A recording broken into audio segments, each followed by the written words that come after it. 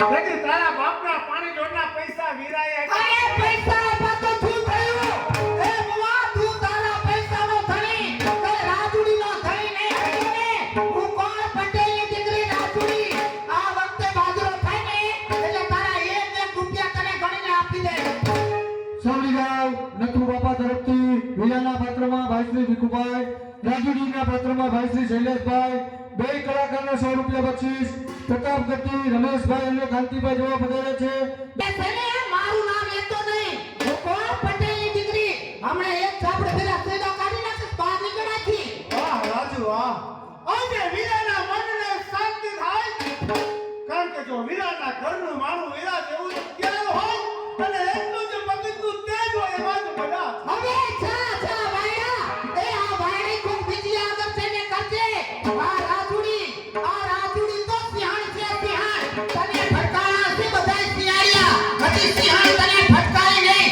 જવાન આગળ ફાડી ફેસાય ને. અરે મારા છે રાજુ, અરે એ જ સિંહણને નાથવા માટે તો વીરો છે. હવે છા છા એ તારી વાયડી રહેવા દે અને નીકળાથી બુઆ.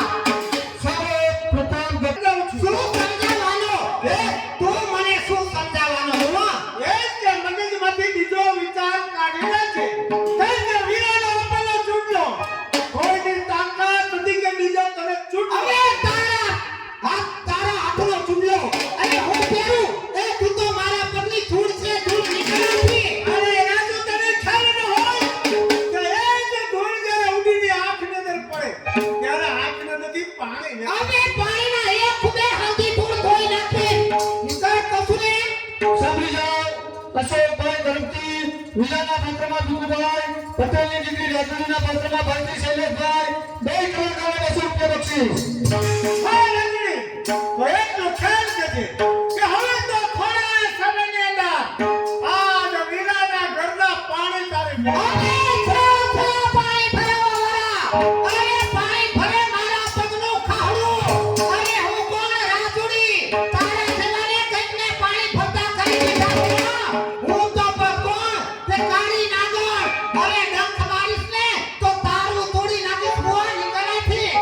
સાહેબ મનસુખભાઈ તરફથી બે કલાકારને 100 રૂપિયા બક્ષીસ. હા રાજુ, અરે જે તું કાળી નાગનો હોય તો વાદી બની અને એ જ કાળી નાગને કરણ્યો પૂરવા ગયા. અરે નક્કા નફટ બે શરમ આવે છે કે નહીં? આટલા શબ્દ કોક બીજાને કીધા હોય ને તો ઢાંકણીમાં પાણી લઈને ડૂબી મરે.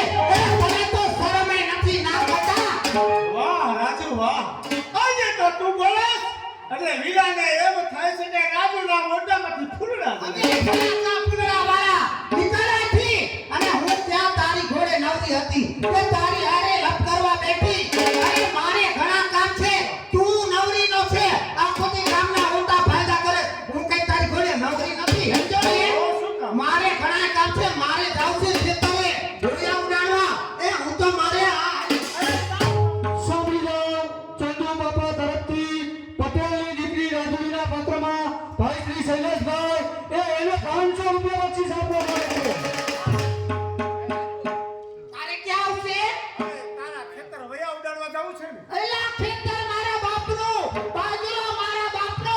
તારા બાપનું અહીંયા શું ગુડાનું છે? શું ડાયડું છે? અરે તો સાંભળે રાજુડી કે હવે તો થોડા સમયની અંદર આ જ વીરો ડોલરિયા બનીને તને લેવા આવશે ત્યારે આ ખેતરને બાજરો વીરાના વાવ. હવે છા છા હુઆ ફાટી પેડા ઈ સપના છોવાનો રહેવા દેજે. હું કોણ પટેલની દીકરી રાજુડી. જ્યાં સુધી મારા દેહમાં પ્રાણ છે ત્યાં સુધી ખેતર તો છું. ખેતરની ચપટી ફૂલે ન લેવા. સાંભળીને રાજુડી આ વીરો બોલે છે કે કોણ પણ માયનો લાલ છે. અરે એવો કોણ પણ માયનો લાલ છે કે તારું માગું લે. હવે ચાલે નક્કા એ તારા જેવા નમાલા સાથે આ રાજુડીના લગ્ન ના હોય. રાજુડીને પરણવા વાળો તો કોઈ ગરમી રહેશે કોઈ સુરમી રહેશે. સમજો ને? સાહેબ રવિરાજસિંહ તરફથી બે કલાકારને 100 રૂપિયા બક્ષીસ. રોહિસોરથી જુલીભાઈ જેવા પધારે છે, બે કલાકારને 100 રૂપિયા બક્ષીસ. હા રાજુ, આજે તો જાઉં છું પણ તો એટલું યાદ રાખ કે થોડા સમયની અંદર આ જ વીરો તને પરણવા તારે ઘેર આવું. હવે છા છા વાયડા ઈ વાયડે રહેવા દેજે. નીકળાથી નકર એક છાપડ ફેરા 32 થી બહાર